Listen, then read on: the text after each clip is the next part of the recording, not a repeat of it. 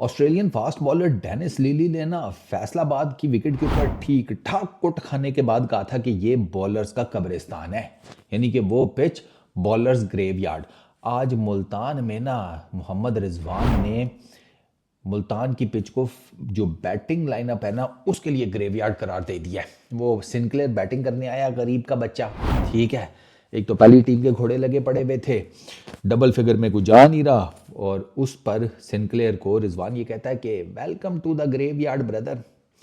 कब्रिस्तान में इस तरह का ना कोई रात के टाइम वेलकम मिल जाए ना तो फिर कब्रिस्तान में एक नई कबर ही बनती है और कुछ नहीं होता, चीख तक नहीं निकलती असल वाले कब्रिस्तान में। ये तो चलो बैटर्स का कब्रिस्तान बन गया ना मुल्तान की जो विकेट है।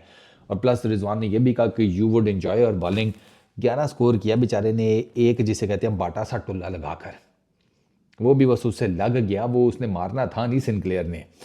आपको एक मज़ेदार रिकॉर्ड बताता हूँ, ये जो है ना वेरिकन और सील्स, वेरिकन ने किए हैं 31 नॉट आउट किया है, सील्स ने किया है 22। टेस्ट क्रिकेट में ना ये तीसरी दफ़ा हुआ है, टेस्ट क्रिकेट में ये तीसरी दफ़ा हुआ है पूरी जितनी साल 150 साल की जो टेस्ट क्रिकेट है कि नंबर 10 और नंबर 11 के बैट्समैनों ने ज़्यादा स्कोर बनाए हों अपनी पूरी बैटिंग लाइनअप से।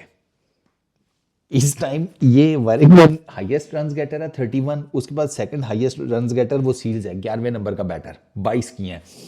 और सील्स ने तो ठीक ठाक छक्के मारे हैं जिसको कहते हैं, उसने जिसे कहते हैं जेन्युइन शॉट्स मारे हैं।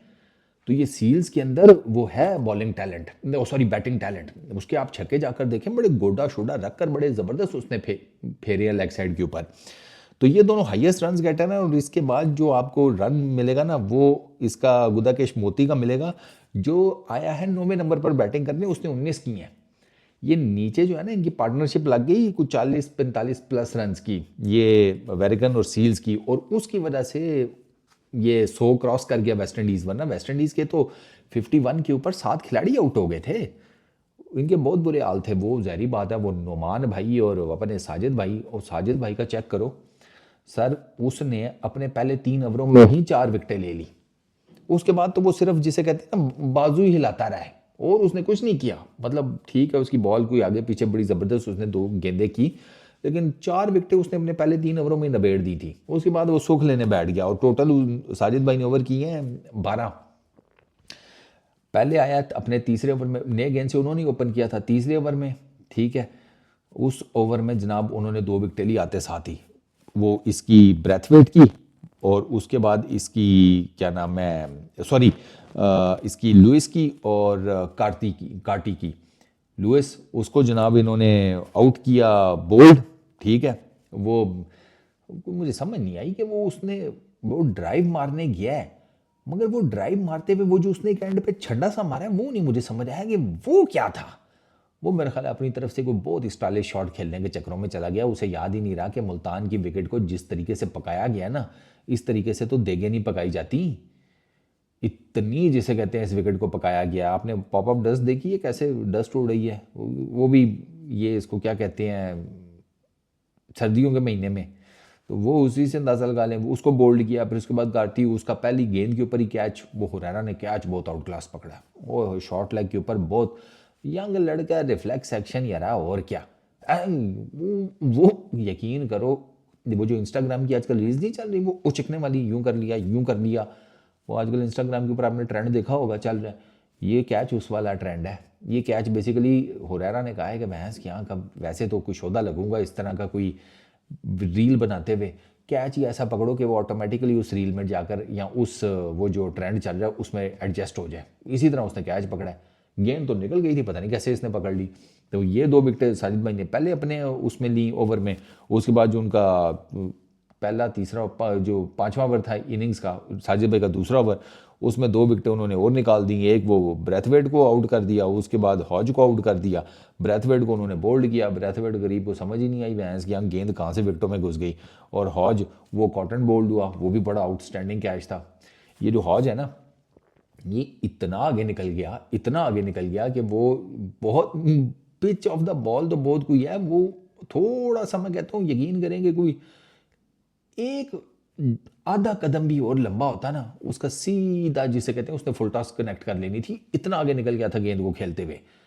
वो बिल्कुल ही उसकी शॉट ही नहीं लगी, पावर ही नहीं जनरेट हुई वो बॉल के, बिल्कुल ये बॉल ने टिप खाया, ये उसका बल्ला था। इतना क्लोज था। तो वो साजिद भाई की तरफ कैच गया, साजिद भाई ने बड़ा ज़बरदस्त किस्म का कैच पकड़ा भाई, आउटस्टैंडिंग कैच, आउटस्टैंडिंग। इस मैच के बेहतरीन कैचेस में से एक साजिद भाई ने खुद पकड़ा है, एक अपनी गेंद के ऊपर पकड़वाया अभी तक। तो 4 विकेटें साजिद भाई ले गए। वेस्ट इंडीज़ का टॉप ऑर्डर साजिद भाई डकार गए, और मिडल ऑर्डर से लेकर नीचे तक वो सारा खा गया नोमी भाई। एक वो अबरार है, उसने मेरा ख्याल है रोते हुए इनको दोनों को कहा होगा कि बस है ना यार, मैं भी ये टेस्ट मैच खेल रहा हूँ, मुझे भी एक विकेट लेने दो। उन्होंने कहा अच्छा चल तू एक विकेट ले ले। तो वो जो सील्स की विकेट है ना, वो अबरार की आई और उसने रॉन्ग वन मारा। सील्स वही लेग साइड के ऊपर मारने के चक्रों में था, टॉप एज लगा, रिजवान ने कैच अच्छा पकड़ लिया। अल्लाह अल्लाह खैर सल्ला, ये ग्रेवयार्ड साबित हुआ, और वो वाकई होना था। वो तो पता लग गया था जब आपको जिस तरीके से पिच बनाई जा रही थी मुल्तान में। मैंने आपको उससे पहले बताया था जनाब शापर वापर लगे हुए हैं, उनका एक खैमा सा बनाया हुआ है, अंदर दबा कर हीटर चल रहे हैं, वो अपने ही जिसे कहते हैं माहौल बना हुआ था। सही बात है, मैं बता रहा हूँ, बस वो चखना और वो दारू वारू की कमी थी, वो बाकी तो अंदर फुल टाइम माहौल था।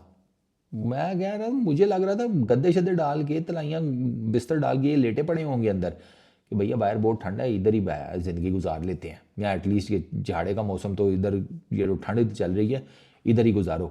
तो वो इतना पकाया, उस विकेट को इतना पकाया। अब आप देखें, हालांकि फॉग के होते हुए, धुंध के होते हुए भी उस विकेट को किस लेवल पर जाकर इन लोगों ने पकाया है, तो इससे आप अंदाज़ा लगा लें। मॉइस्चर होता है, सारा कुछ होता है, फॉग शॉग ये वो, लेकिन नहीं सर, तो उन्होंने बनाया अपनी तरफ से स्पिन ग्रेवयार्ड। और अब वेस्ट इंडीज़ की टीम आप देख लें 137 के ऊपर बुक हुई पड़ी है, और अब पाकिस्तान जो है उसके अपर हैंड हासिल है। इन्होंने दूसरी इनिंग में रिलेटिवली अच्छी बैटिंग करते हुए नजर आ रहे हैं, बट आपको पता है पाकिस्तान की टीम का कोई पता तो नहीं लगता।